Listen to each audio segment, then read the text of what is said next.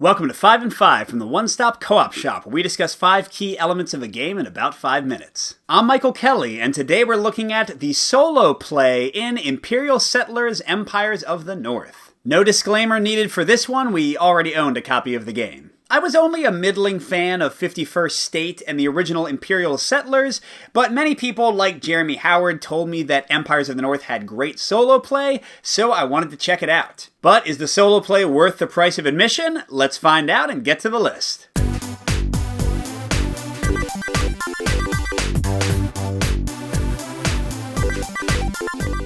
We're going to start out with a pro, what I don't usually focus on, although I did for Wingspan as well, and that's the art and theme in the game. I really don't know how else to say it. The art in Empires of the North is whimsical and adorable, with each and every card having little wonderful details that often tell a fun story with the miniature people doing the crazy stuff they're doing. I truly enjoy just skimming through the cards in the game and seeing what new fun things there are to spot. It's a lot of fun.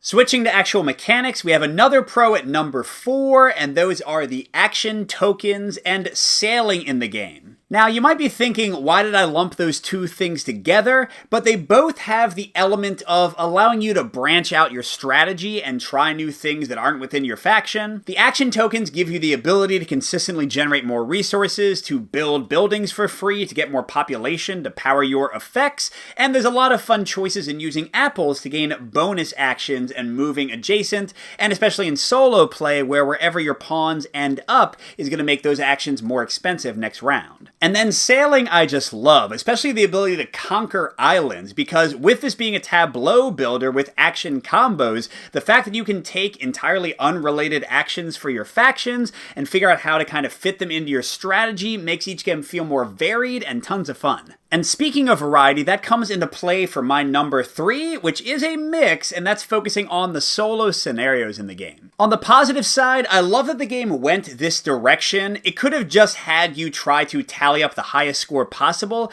but instead it gives you in just the base game 4 unique scenarios that give you special rules, special actions you can take, special ways to earn victory points, things that can make you lose immediately, random events. It's a lot of fun and nice variety to keep the game fresher than it might be, and at least as of the airing of this video, Portal has made all of their other solo scenarios free online, so that gives you 7 total, which is a lot of gameplay. But on the negative side, I feel like they overplayed their hand a little bit, because the scenarios tend to give you so many victory points for hyper-focusing on one type of thing, that it almost takes a bit away from the variety of tableaus and combos your nation can go for, and you might feel like you're doing the exact same thing every time you play that scenario, so it almost kind of limits variety at the same time it builds it. But that goes nicely into my number 2, a really big pro, and that is the faction variety. So in just the base game of Empires of the North, you have 6 unique factions, and they each have an entirely separate and unique deck of actions and locations they can play. This gives each of the factions their own combos, their own unique mechanics, and in one of the things I love most, I've talked about this in a lot of my reviews recently,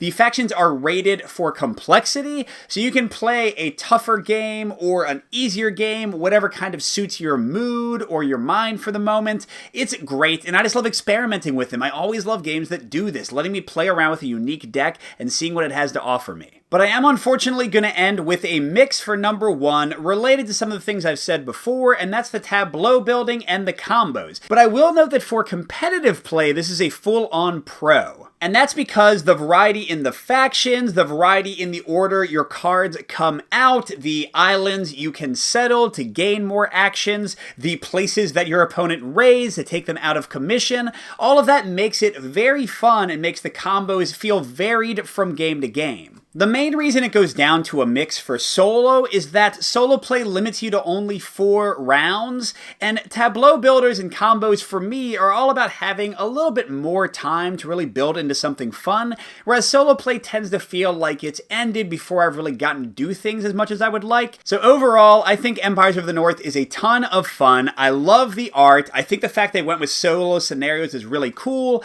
I like the sailing, the action tokens, the core tableau building and combos, especially with all the faction variety. But I do not think I would recommend buying the game for just solo play, because as fun as the scenarios are, they tend to put limitations and make you feel a little constrained while playing, and it doesn't quite give the game room to breathe. So I don't think it's the best look for the game. I love that they included it, and I'll still play it a bunch, but if you're never going to play competitive, I'd probably look at something else. And hey, if you'd like to see the solo game in action in a full playthrough and watch me taking on frost giants, click the link that just showed up. Good gaming, and I'll see you at the next stop.